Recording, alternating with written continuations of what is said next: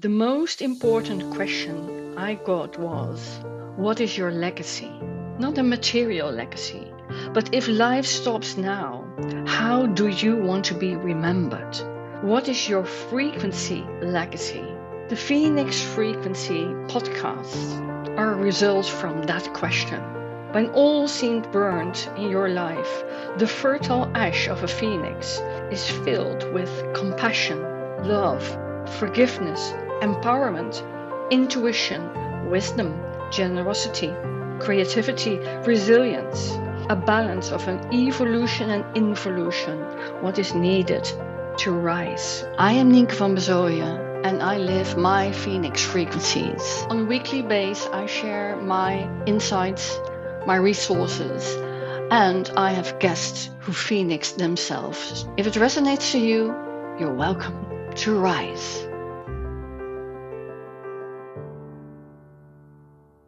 Welcome to the Phoenix Frequencies bonus podcast on Valentine's Day 2024. This day you will see all over the internet and maybe in your personal space as well, everything about love. But what is Valentine? Where does it come from? And I did a little research around it.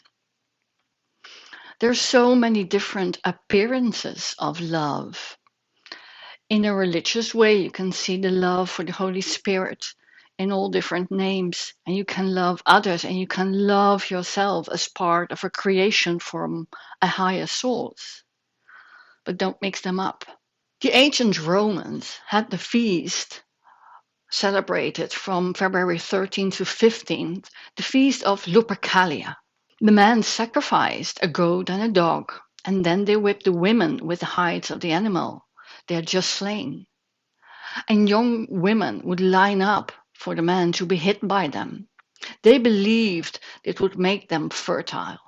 Lupercalia survived the initial rise of Christianity, but was outlawed as it was deemed unchristian by the end of the 5th century by Pope Gelasius. And he declared February 14th as Valentine's Day. But where does it come from? Well, there are different sources in the Catholic Church about the celebration of Saint Valentine's Day. One Saint Valentine was supposedly the Roman priest who performed secret weddings against the wishes of the authorities in the 3rd century.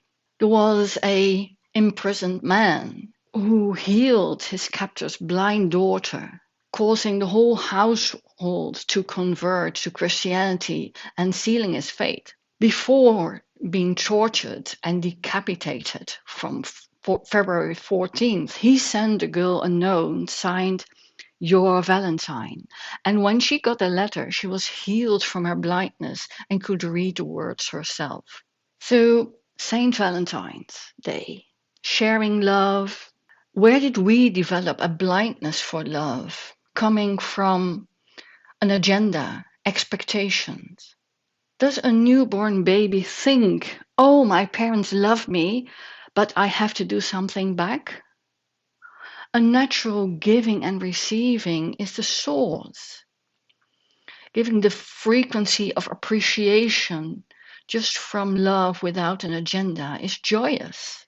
But when love has an additional agenda, it can become something like pleasing or even manipulating. If you also look into the world of self-love, it can be hijacked in a physical way and made a sin by various religions. But if you know how to love yourself from your heart, it's a total different thing. Nowadays, it's quite commercial around that Saint Valentine's Day or Valentine's Day.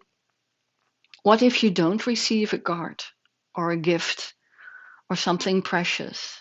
It can make you feel lonely. So some people celebrate SED, Single Awareness Day, dining alone and binging with self-gifted chocolates. Find a way to make peace with singlehood in a society where everybody likes to partner up. Love thyself. What is love in action? Where does it start? You don't need parenthood to experience it.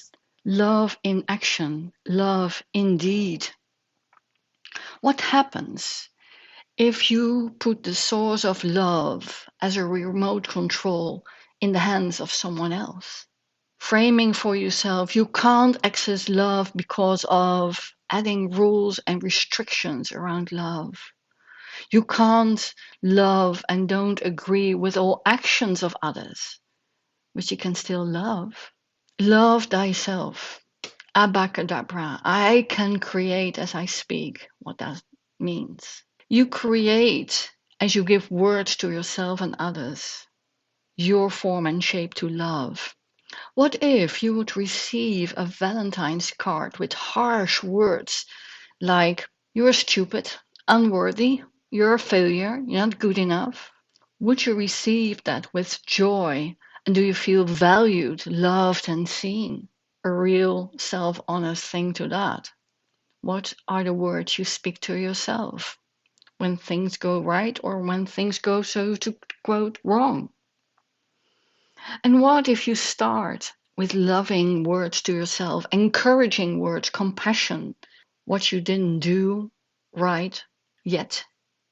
Can you appreciate yourself first just because, not because of anything else?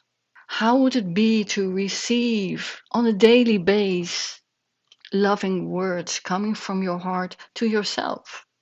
That doesn't mean you do everything as you wish you did, but don't make yourself wrong for it. There's always space to improve. There's always space to change and transform. The other day, what can you be grateful for what you did? Can you have compassion for what you didn't do yet? And can you just send love to what comes? Can you just share love in action for yourself and others with appreciation and gratitude? And does that need to be only on Valentine's Day? How would the world look like if we start with the ceasefire within ourselves so that can ripple out to the rest of the world? Isn't Valentine's Day a day for every day? At least in my experience, that would raise a frequency, a phoenix frequency, so others can grow and feel loved by themselves and others. Just food for thought.